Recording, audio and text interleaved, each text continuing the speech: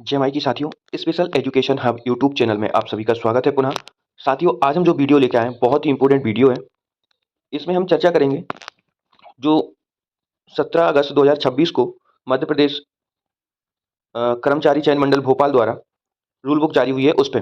साथियों, यह rule book प्राथमिक एवं माध्यमिक कक्षाओं में अध्यापन कर रहे शिक्षकों के लिए पात्रता परीक्षा 2026 के संबंध में है। यानी कि साथियों, जो अभी कुछ दिनों पहले बहुत ही हलचल मची हुई थी कि मध्य प्रदेश के शासकीय स्कूलों में जो प्राथमिक और माध्यमिक शिक्षक नियमित रूप से कार्यरत हैं, उनको मध्य प्रदेश शिक्षक पात्रता परीक्षा अनिवार्य रूप से देनी है। उसी का रूल बुक भी मध्य प्रदेश कर्मचारी चयन मंडल भोपाल ने जारी कर दिया है। साथियों, हम इसकी पूरी जानकारी आपको इस वीडियो के माध्यम से बताने वाले हैं। साथियों, कोर्ट ने क्या कहा है वो सारी चीजें भी स्टेप बाय स्टेप हम इसमें वीडियो में आपको बताएंगे। वीडियो को स्किप नहीं करना है, आपको पूरा वीडियो अंत तक देखना है, तभी आपको सही जानकारी मिल सकती है।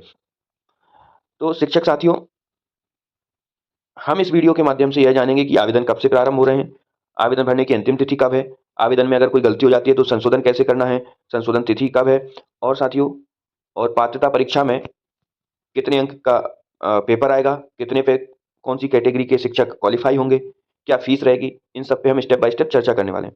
तो साथियों, वीडियो शुरू करने से पहले आप सभी वीडियो को लाइक और शेयर कर दें, और जिसने अभी तक हमारे YouTube channel special education hub को सब्सक्राइब नहीं किया है वह यूट्यूब चैनल को सब्सक्राइब कर लें। साथियों, आप हमसे हमारे Instagram page special education dot hub से भी जुड़ सकते हैं, और आप हमें हमारे सोशल मीडिया प्लेटफॉर्म फेसबुक पर भी फॉलो कर सकते हैं, जहां स्पेशल एजुकेशन हब के नाम से हमारा पेज है। साथियों, आइए तो हम वीडियो को शुरू करते हैं। साथियों, आवेदन पत्र भरने की प्रारंभ तिथि 21 अगस्त 2026 है, और आवेदन पत्र भरने की अंतिम तिथि 4 सितंबर 2026 रखी गई है। साथियों, आवेदन पत्र में संशोधन करने की प्रारंभ तिथि 21 अगस्त 2026 से ही हो जाएगी, और आवेदन में संशोधन करने की अंतिम तिथि आपको 9 सितंबर तक मौका मिलेगा, जो आपकी फॉर्म भरने की अंतिम तिथि है उसके 5 दिन बाद तक। साथियों, अब हम बात करते हैं, बहुत ही इंपॉर्टेंट बात है कि परीक्षा कब होगी और किस दिन होगी। तो साथियों, परीक्षा दिनांक आपका 12/10/2026 सोमवार से प्रारंभ होगी। साथियों, अब हम देख लेते हैं परीक्षा शुल्क। क्या देख लेते हैं साथियों? परीक्षा शुल्क। परीक्षा शुल्क सेवारत शिक्षकों हेतु पात्रता परीक्षा है। इसमें सभी श्रेणी संवर्ग के आवेदकों हेतु परीक्षा शुल्क 1000 प्रति प्रश्न पत्र रखा गया है। साथियों, 1000 प्रति प्रश्न पत्र रखा गया है। साथियों, ऑनलाइन आवेदन कियोस्क के माध्यम से ऑनलाइन भरने वाले अभ्यर्थियों हेतु एमपी ऑनलाइन का पोर्टल शुल्क 60 रुपए दे होगा परीक्षा फीस के अलावा, और इसके अतिरिक्त रजिस्टर्ड सीनियर यूजर के माध्यम से लॉगिन कर फॉर्म भरने पर पोर्टल शुल्क 20 रुपए दे होगा। साथियों, परीक्षा सारणी और पद्धति पे भी हम बात कर लेते हैं, जिसमें हम परीक्षा दिनांक एवं दिन, परीक्षा की पाली, अभ्यर्थियों के लिए रिपोर्टिंग टाइम, महत्वपूर्ण निर्देश पढ़ने का समय, और उत्तर अंकित करने का समय। तो साथियों, हमने जैसे कि आपको अभी बताया था ऊपर कि परीक्षा आपकी 12/10/2026 सोमवार से प्रारंभ होगी। साथियों, पहली पाली में परीक्षा आपकी प्रातः 8 बजे से 9 बजे तक होगी। दूसरी पाली में आपकी परीक्षा दोपहर 1 बजे से 2 बजे तक, सॉरी, ये रिपोर्टिंग टाइम है। प्रथम पाली में आपका रिपोर्टिंग टाइम रहेगा 8 बजे से 9 बजे तक, यानी कि 1 घंटे का समय आपको सेंटर पर रिपोर्टिंग करने का मिलेगा, और द्वितीय पाली में भी 1 घंटे का समय मिलेगा, जिसमें आपको दोपहर 1 बजे से 2 बजे तक का समय है।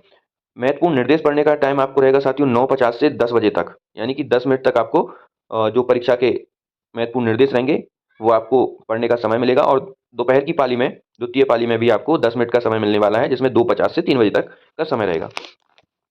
साथियों, उत्तर अंकित करने का समय सबसे इंपॉर्टेंट रहता है, ये आपको 2.5 घंटे का समय मिलने वाला है। साथियों, कितने का मिलने वाला है? 2.5 घंटे का समय मिलने वाला है, जो प्रातः 10 बजे से प्रथम पाली में स्टार्ट होगा और 12:30 बजे तक रहेगा। द्वितीय पाली में साथियों दोपहर के 3 बजे से 5:30 बजे तक आपके पास समय रहेगा, ये भी आपका 2.5 घंटे समय रहने वाला है। अब हम बात कर लेते हैं कि किस किस चीज की हमें आवश्यकता पड़ेगी। पहला पॉइंट है, अभ्यर्थी का आधार पंजीयन अनिवार्य है।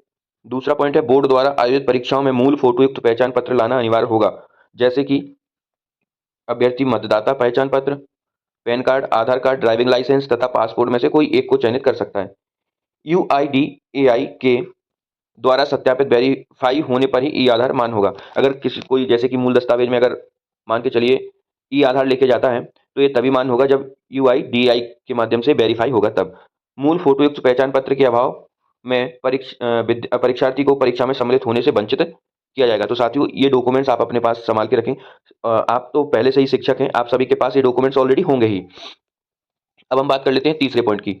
अभ्यर्थी को नियम पुस्तिका में विनिश्चित मूल्य परिचय पत्र के अतिरिक्त अपना आधार कार्ड, ई आधार कार्ड, आधार कार्ड की छाया प्रति, आधार नंबर, आधार वीआईडी की जानकारी लाना अनिवार्य है। परीक्षा में प्रवेश के समय एवं परीक्षा के दौरान बहुस्तरीय बायोमेट्रिक सत्यापन अनिवार्य है। दोस्तों, जब आप पेपर देने जाएंगे तो वहां पे बायोमेट्रिक का सत्यापन होता है, उसके बाद आपको परीक्षा में एंट्री मिलती है।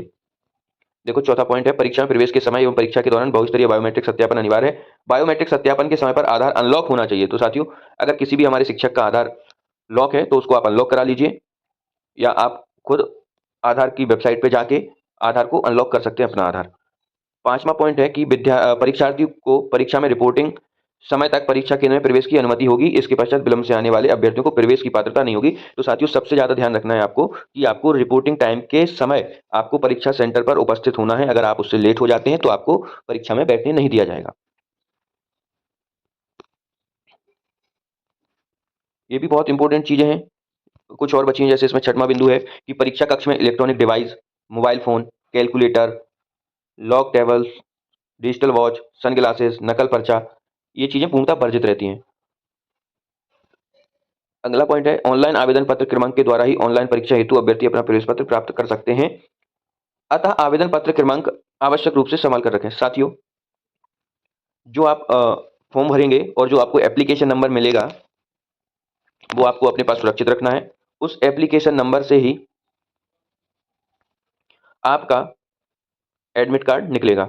अगला पॉइंट है, परीक्षा केंद्र पर आवेदक को काला बॉल पॉइंट पेन तथा परीक्षा हॉल में प्रवेश हेतु मंडल की वेबसाइट से डाउनलोड किए गए प्रवेश पत्र साथ लाना अनिवार्य होगा। तो साथियों, आपको ब्लैक कलर का बॉल पॉइंट ले जाना अनिवार्य है। बॉल पॉइंट पेन ये आपको ले जाना अनिवार्य है। ये वहां पे मिलेगा नहीं, इसलिए इस रूल बुक में आपको पहले से इंडिकेट कर दिया गया कि आपको काला बॉल पॉइंट पेन लेके जाना है, और एडमिट कार्ड जो परीक्षा मंडल की वेबसाइट से डाउनलोड करेंगे आप, वो आपको अपने साथ ले जाना है। मैं तो ये कहूंगा कि आप एक कॉपी अपने पास एक्स्ट्रा ही रखें।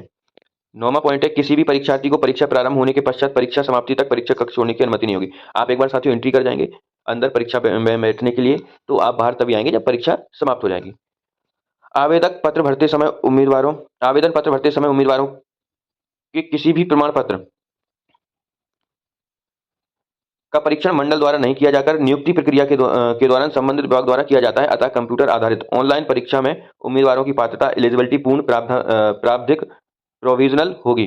साथियों, इनका कहने का मतलब है कि हम कोई भी वेरिफिकेशन पहले नहीं करते हैं डॉक्यूमेंट्स का। अगर आप पात्रता परीक्षा पास हो जाते हैं और नियुक्ति प्रक्रिया के दौरान हम संबंधित विभाग द्वारा इसका वेरिफिकेशन किया जाता है। तो साथियों, आप लोग तो पहले से ही नियुक्त हैं, नियमित शिक्षक हैं, आपको पात्रता परीक्षा देनी है, तो आप अपने डॉक्यूमेंट्स ओरिजिनल ही लगाएंगे, सारी चीजें सावधानी पूर्वक ही फॉर्म फिल करेंगे। आपको ध्यान रखना है कि ये परीक्षा ऑनलाइन मोड में होने वाली है। साथियों, कैसी होने वाली है? ये परीक्षा ऑनलाइन होगी। अब हम बात करते हैं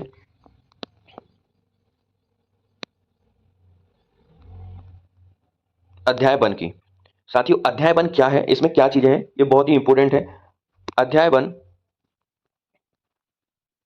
प्राथमिक शिक्षक पात्रता परीक्षा सेवारत शिक्षकों हेतु नियम पुस्तिका पाठ्यक्रम है। साथियों, इसमें इन्होंने कहा है कि माननीय सर्वोच्च न्यायालय द्वारा सिविल अपील 1385/2025, 1386/2025 तथा अन्य समस्त याचिकाओं में पारित आदेश दिनांक 1 सितंबर 2025 के अनुसार प्राथमिक एवं माध्यमिक कक्षाओं में पढ़ाने वाले ऐसे शिक्षक जिन्होंने पूर्व में पात्रता परीक्षा उत्तीर्ण नहीं की है, उन्हें पात्रता परीक्षा उत्तीर्ण करना अनिवार्य है। माननीय न्यायालय द्वारा पारित आदेश का जो आदेश है उसकी डिटेल ये नीचे दी हुई है, हम इस पे भी चर्चा करने वाले हैं। तो हम पहले पहला वाला समझ लेते हैं कि इनका कहना है कि ऐसे प्राथमिक और माध्यमिक शिक्षक जो पहले पात्रता परीक्षा पास नहीं करे हैं, उनको पात्रता परीक्षा यानी कि शिक्षक पात्रता परीक्षा पास करना अनिवार्य है।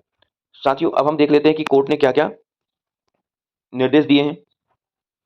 जैसा कि इन्होंने अपनी रूल बुक में जोड़ा है, ये पॉइंट है 216। इसमें कहा है कि उपर्युक्त परिस्थितियों को ध्यान में रखते हुए हम भारत के संविधान के अनुच्छेद 142 के अंतर्गत अपनी शक्तियों का प्रयोग करते हैं। हाँ, क्योंकि आप तो बहुत पावरफुल हैं। और निर्देश देते हैं कि जिन शिक्षकों की सेवा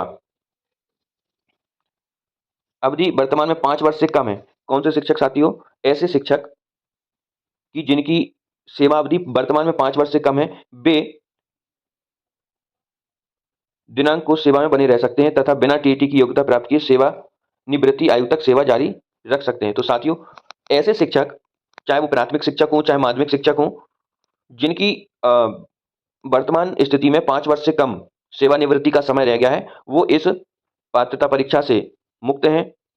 उन्हें पात्रता परीक्षा देने की आवश्यकता नहीं है, पात्रता परीक्षा उत्तीर्ण करने की आवश्यकता नहीं है। हाँ, परंतु अगर कोई शिक्षक पदोन्नति की आकांक्षा रखता है, यानी कि वो जैसे कोई प्राथमिक शिक्षक है और वो पदोन्नत होकर माध्यमिक शिक्षक बनना चाहता है ना? तो उसको क्या करना है, या कोई माध्यमिक शिक्षक है, वो पदोन्नत होके और अपने पद को पदोन्नत करना चाहता है, तो उसको पात्रता परीक्षा देना अनिवार्य होगा। यदि कोई ऐसा शिक्षक जिसकी सेवावधि वर्तमान में 5 वर्ष से कम है, पदोन्नति की आकांक्षा रखता है, तो वह टीईटी की योग्यता प्राप्त किए बिना पात्र नहीं माना जाएगा। तो साथियों, अगर आप पदोन्नति चाहते हैं, प्रमोशन चाहते हैं, तो आपको टीईटी देनी ही पड़ेगी, चाहे आप फिर 5 वर्षों के भीतर रिटायरमेंट ही क्यों ना हो रहे हों। अगला पॉइंट है 217। जहां तक उन सेवारत शिक्षकों का प्रश्न है जिनकी भर्ती आरटीआई अधिनियम के लागू होने से पूर्व हुई थी तथा जिनकी सेवानिवृत्ति में 5 वर्ष से अधिक का समय शेष है, उन्हें सेवा में बने रहने के लिए दिनांक से 2 वर्ष के भीतर टीईटी की योग्यता प्राप्त करना अनिवार्य होगा। साथियों, इन्होंने कहा है कि अगर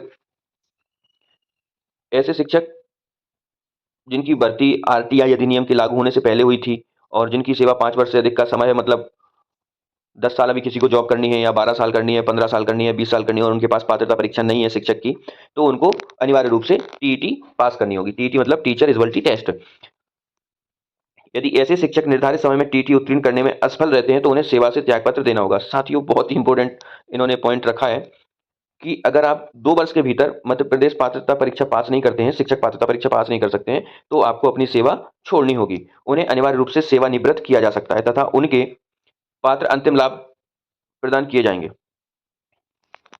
हम यह भी स्पष्ट करते हैं कि अंतिम लाभों के लिए पात्र होने हेतु ऐसे शिक्षकों को सेवा अवधि की निर्धारित अवधि के भीतर नियमों के अनुसार टीईटी की योग्यता प्राप्त करनी होगी। यदि कोई शिक्षक सेवा की निर्धारित अवधि पूरी नहीं करता है और उसकी नियुक्ति में कोई कमी पाई जाती है, तो उसका मामला उसके या उसकी द्वारा प्रस्तुत अभ्यावेदन के आधार पर संबंधित विभाग द्वारा सरकार के समक्ष विचारार्थ लाया जा सकता है।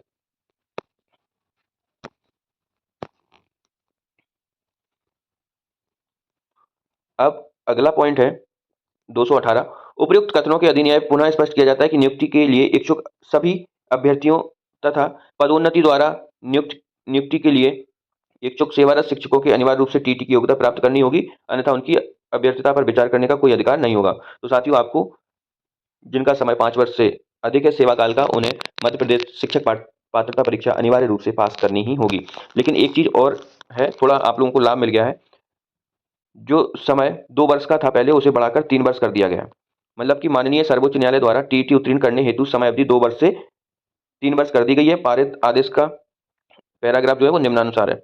यह मानते हुए कि टीईटी परीक्षा का आयोजन संबंधित प्राधिकारियों द्वारा शीघ्रता से किया जाना चाहिए तथा इसके लिए आवश्यक समय एवं संसाधन सीमित हैं, हम अनुच्छेद 217 उपयुक्त में प्रदत्त समय सीमा का विस्तार करते हैं और सेवारत शिक्षकों की टीईटी योग्यता प्राप्त करने के लिए 2 से 3 वर्ष की अवधि प्रदान करते हैं।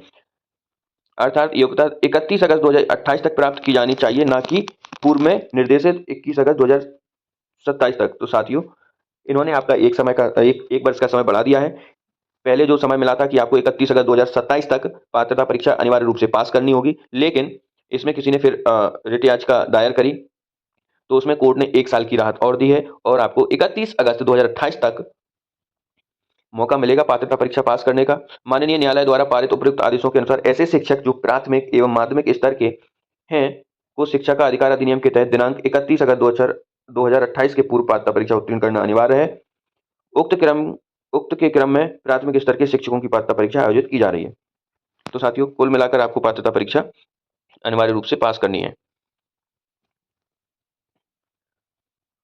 इस परीक्षा में समस्त शासकीय विद्यालयों के प्राथमिक स्तर के ऐसे सभी शिक्षक, जैसे सहायक शिक्षक, प्राथमिक शिक्षक सहायक अध्यापक, संविदाशाला वर्ग 3, प्रयोगशाला सहायक, प्राथमिक शिक्षक विज्ञान, सहायक शिक्षक विज्ञान सम्मिलित हो सकेंगे, जिनके द्वारा शिक्षा का अधिकार अधिनियम के अनुसार आयोजित पात्रता परीक्षा उत्तीर्ण नहीं की है।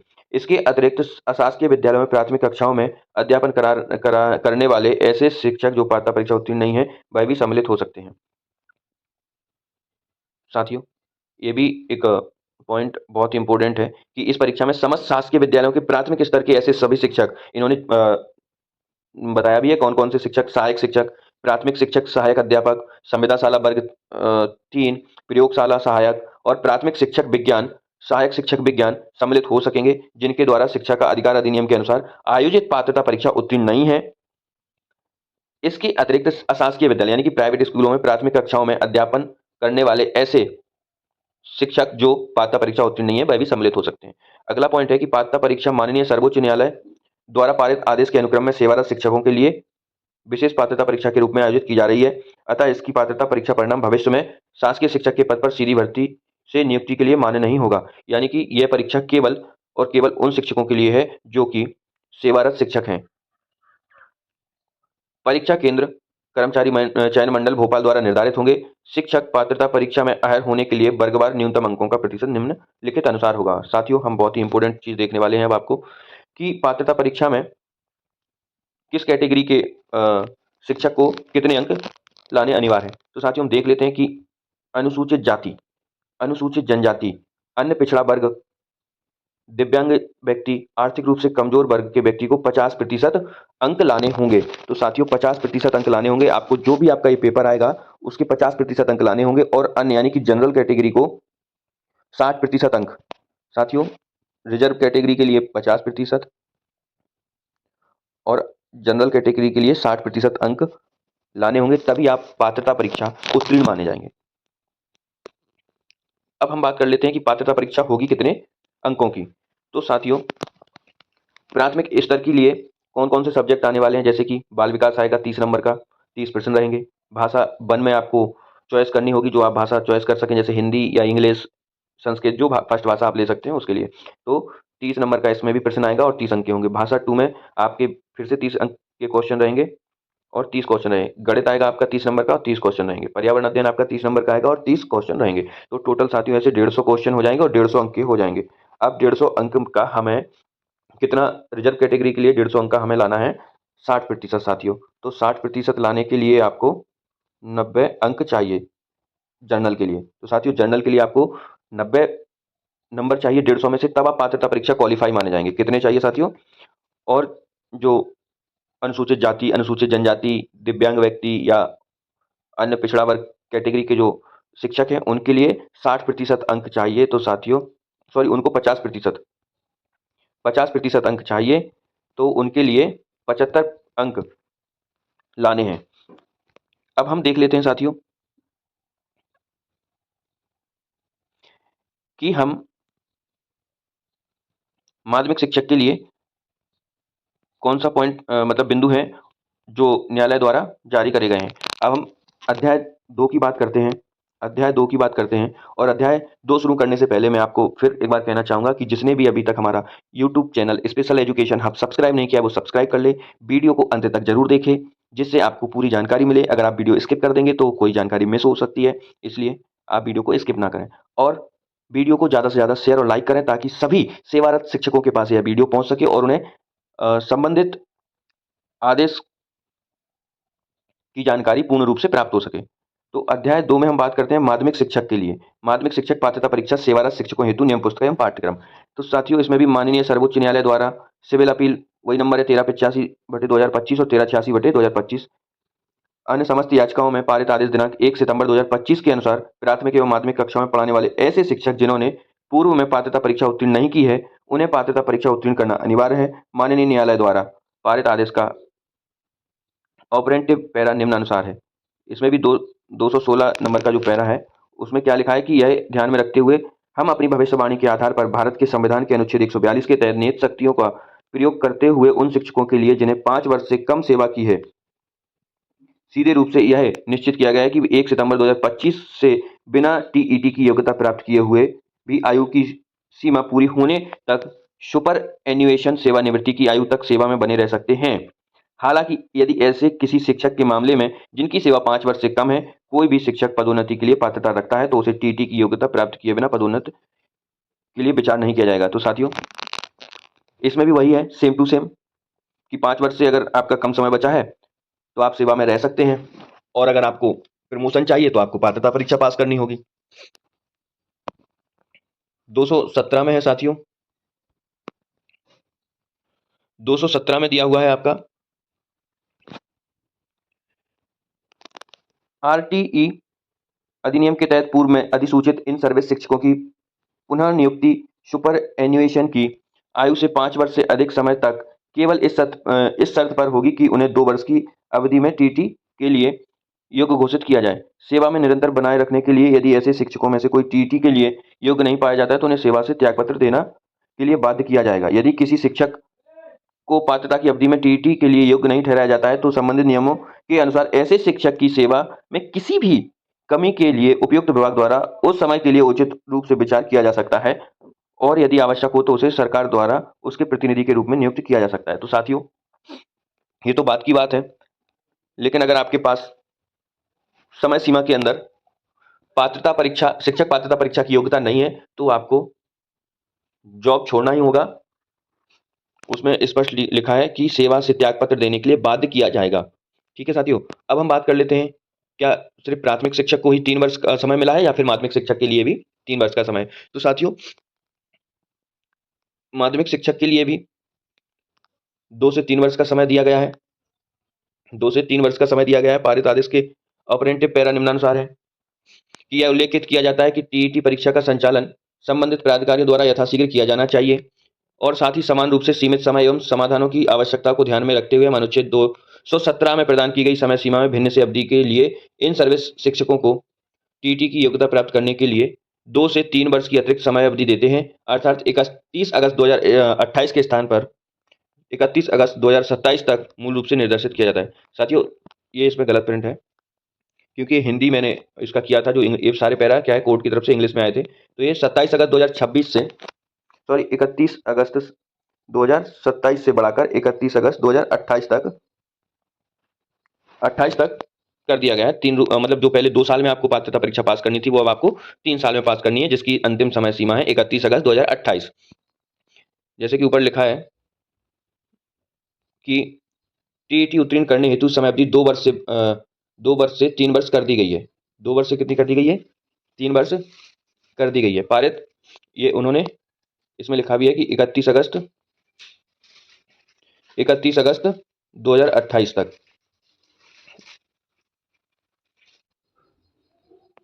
साथियों, इसका भी पहला बिंदु हम देख लेते हैं कि परीक्षा में समस्त शासकीय विद्यालय के माध्यमिक स्तर के ऐसे शिक्षक, माध्यमिक शिक्षक, अध्यापक, संविदा शाला शिक्षक वर्ग 2 सम्मिलित हो सकेंगे जिनके द्वारा शिक्षा अधिकार अधिनियम के अनुसार आयोजित पात्रता परीक्षा उत्तीर्ण नहीं की है। इसके अतिरिक्त अशासकीय विद्यालयों में माध्यमिक कक्षाओं में अध्यापन करने वाले ऐसे शिक्षक जो पात्रता परीक्षा उत्तीर्ण नहीं किए हैं वे भी सम्मिलित हो सकेंगे।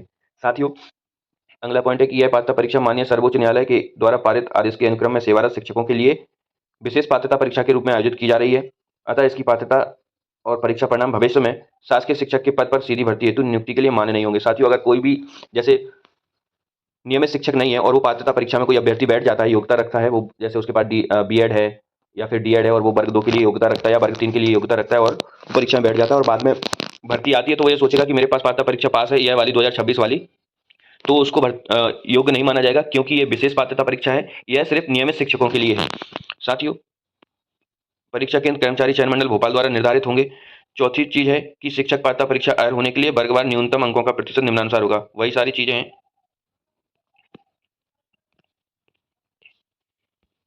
कि अनुसूचित जाति, अनुसूचित जनजाति, अन्य पिछड़ा वर्ग, दिव्यांग व्यक्ति, आर्थिक रूप से कम वर्ग के लिए 50% अंक लाने होंगे और अन्य यानी कि जनरल के लिए 60% अंक लाने होंगे।